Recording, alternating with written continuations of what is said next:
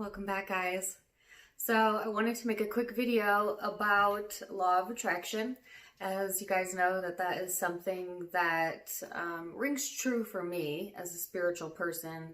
And I've read a lot of different teachings and a lot of different points of views and beliefs, and I find that there is truth in all of them. Not one more right or wrong than the other. And I think that's really hard for people to fathom, because it's just like, well, what do you stand for then? You have to pick one and not the other. Well, why can't I choose all? Because at the end of the day, there's truth in all. There's also lies in all. So I recognize that.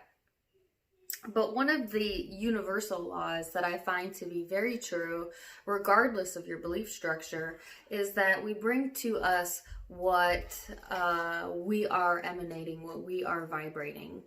And I think that can be really hard to wrap your mind around, especially if you're going through something that feels very painful, or you've encountered an experience that broke your heart.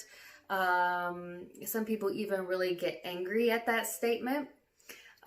When they're in the dark like that, because they feel like, well, I would never intentionally do this to myself. So I get it, we're emotional beings, and it can be hard to understand why we would want to create a negative emotion. But we live in a world of contrast. So can you know happy without knowing sad? Can you know good without knowing bad? It's important to have diversity in the environment so that you can be a better creator of what you want versus what you don't want. And the only way to know what you want is to know what you don't want, and vice versa. And so, yeah, it's not all unicorns and rainbows and bunnies and all of the things that we would love. I do believe that place exists, though, where we can attain that some people call that enlightenment, some people call it heaven. We have lots of different names for the same thing. We all say a lot of the same things, but with different words. And that's one of the commonalities I've noticed as a human race. We like to get stuck in the details of perspective and bias, but truly at the end of the day, we're all after the same thing, and we're all connected. So let's talk about law of attraction then, and how to make it work for you in the real world. Okay, so I do think that sometimes the teachings of law of attraction can be so high level that it's hard to then bring it down into our reality, or physical reality, and make it work. Essentially, law of attraction is getting into this energy of being present in the moment and thinking about your most joyful thoughts at all times, and purposely directing your focus and attention to the feelings that you want versus the feelings you don't want, and being awake and aware enough to be able to identify that your emotions are a barometer, so to speak, of how far you are from alignment, or how close you are to alignment. For instance, if you're feeling a lot of negative emotion, and that's where you're putting all of your attention to, those emotions are letting you know, hey, whatever you're putting your attention to, whatever you're focusing your brain on, that thought is not in alignment with your highest good. And so it's kind of an alert, if you will, to yourself that you need to seek a different point of focus, a different thing to place your mind on. Now, that doesn't get rid of the emotion, but it distracts the emotion. So say, you keep getting stuck on thinking about a certain person that maybe you don't have in your life anymore, and every time you think about it, it makes you feel terrible, and then you feel that loss, and then you start getting emotional, and yada, yada, yada. And so then you start thinking about it even more and even more. In the meantime, you're neglecting everything else in your life that you have going on that is the opposite of that loss. is abundant, is meaningful. You forget that you have the ability to create a new tomorrow, a new next week, a new next year, but you have to learn how to focus your thoughts. So once you come to that awareness that when you think about that specific person, it makes you feel like crap, then that's your sign to think about something else, to replace that thought. So it doesn't necessarily have to be that every time you think of that person, you catch yourself and then instead you put your focus onto, a hobby or a craft or something. Instead, it could be changing your perspective, the way you think about the connection. So maybe every time you think about the connection, all you think about is the hurt within the connection. You think about how this person did you wrong and how could they, and you deserved better, and Instead, why don't you reframe it? I appreciate that this connection came into my life to show me what I don't want by experiencing pain that I asked for so that I could grow and I could heal and I could become a better person, so that the next time I call another person in, or maybe the same person in, I'll be better for it. Because you have to think about this. You're continually creating either way. So if you're continually creating, there is no other momentum than forward, and you're continually attracting regardless, then don't you want to try and put your focus on what it is that you want versus what it is that you perceive that you lost or don't have or don't want? You see, because either way, you're going to get what you want. And the universe doesn't understand the difference,